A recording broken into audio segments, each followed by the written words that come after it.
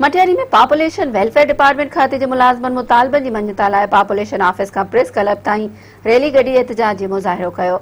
उन मौके ते अॻवाननि दोस्त अली शेख, खुदा बख्श मेमन, अब्दुल मजीद शेख, GM शाह, आयशा ज़रीना ऐं ॿियनि मीडिया सां ॻाल्हाईंदे चयो त पॉपुलेशन वेलफेयर डिपार्टमेंट सिंध पारां पॉपुलेशन खाते जा फलाई मर्कज़, मोबाइल सर्विस यूनिट हेल्थ खाते में ज़म करण या कंहिं NGOs हवाले करण वारे अमल जी शदीद लफ़्ज़नि में मज़म्मत कयूं था।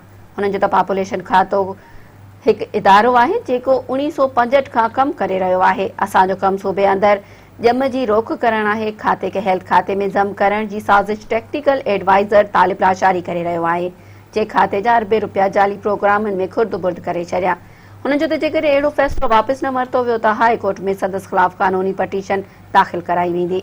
हुननि चेताव ॾिनो त जेकर असांजा जाइज़ मुतालबा तस्लीम न कया विया त एहतजाज जो दाइरो वसी कयो वेंदो।